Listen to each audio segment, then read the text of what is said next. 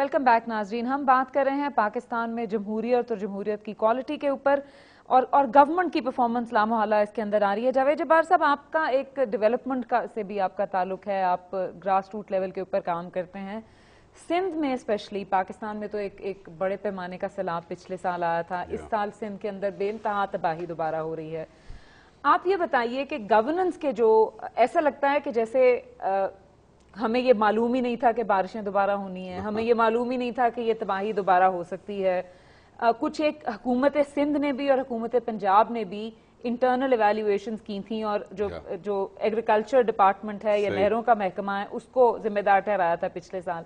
सो क्या हुआ एक साल के अरसे के अंदर? What did you see on the ground interior Sindh में? बिल्कुल आसिया, एक्चुअली हुआ ये है कि जमहूरियत एक ऊंची सतह पर तो बहुत मौसर रही। 18वीं तरमीम, नेशनल फाइनेंस कमीशन अवार्ड, इज्तिमाई तौर पर इजाज़त देना कि एक हुकूमत होपफुली पूरी मुद्दत करे, पार्लियामेंट भी पूरी करे, वेरी पॉजिटिव अचीवमेंट। लेकिन अगर आप ग्रास रूट्स पर जाएं, जहां अवाम रहती है और पिसती है और जन्म लेती है, तो वहां तो जमहूरियत गैब हो चुकी है।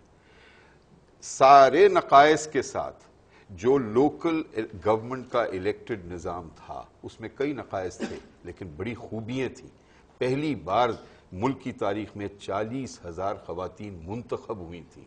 पहली बार उनको इजाजत मिल रही थी कि वो बैठकर मिक्स्ड फोरम्स में अपनी आवाज उठाएं। बेशक उनमें से कई रिश्तेदार थे, लोकल नाजिम के या चचा थे और फलाना चची थी। द पॉइंट इज कि वहां पर हमने जमहूरियत को बिल्कुल मिटा दिया। चारों सूबों में तो नेयर कंसेंसस है कि नहीं होनी चाहिए। और सिंध में बिलखसूस जब ऐसे हंगामी हालात होते हैं तो वहां पर शदीद उनका कला महसूस होता है।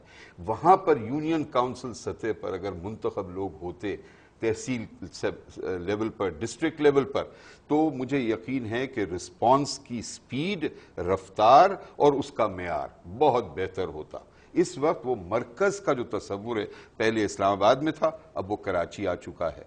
और ये प्रोविंशियल कैपिटल्स खुद में इख्तिदार बहुत ज्यादा गैर तवाजुन अंदाज में मौजूद है।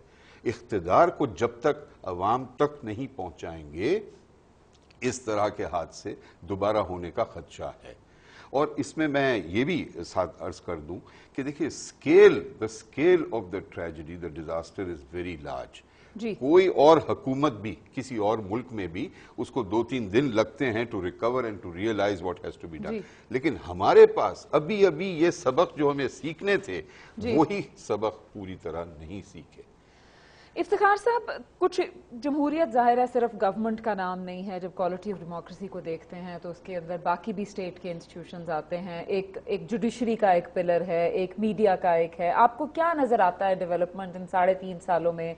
कोई मूवमेंट फॉरवर्ड है? किस तरीके से जुडिशरी, एक इंडिपेंडेंट जुडिशरी काम कर रही है? मीडिया को क्या चैलेंजेस हैं? मीडिया की परफॉर्मेंस के ऊपर हुकूमत तो सवाल उठाती है, लेकिन आप कैसे उसको देखते हैं? लेकिन जहाँ तक मीडिया का ताल्लुक है, मैं एक बात कहना चाहूँगा कि लोगों को मीडिया पे बहुत ज़्यादा भरोसा नहीं करना चाहिए। मीडिया किसी तौर पे भी सियासी पार्टियों का मुतबादल नहीं है, और हम एंकर जो हैं, हम कभी भी मुतबादल नहीं हो सकते सियासी क़यादतों का। सियासी क़यादतें कैसी भी हों, भला आप उनको अच्छा समझें या बुरा समझें, वो सियासी क़यादतें होती हैं और वो लोगों को लीड कर सकती हैं। कोई एंकर या कोई मीडिया जो है का कोई टेलीविजन स्टेशन लोगों को लीड नहीं कर सकता। दुनिया में ऐसा नहीं हुआ। पहली बात तो हमें ये समझ लेनी चाहिए, उस पर हमें बड़ा क्लियर हो जाना चाहिए। दूसरी बात, आप कह रहे हैं अपना अदलिया के बारे में। अदलिया को भी अपनी जो हदूद हैं कॉन्स्टिट्यूशनल, उसके अंदर रह के फैसले करने चाहिए, तभी उनकी और इज्जत बढ़ेगी और तभी उनकी साख भी बेहतर होगी। अगर अदलिया पिक एंड चूज करेगी तो फिर ये सवाल उठाए जाएंगे कि आपने ये केस जो 1992 का ये क्यों लिया और 1973 का केस आप सुनने को क्यों तैयार नहीं है। ये सवालात उठेंगे।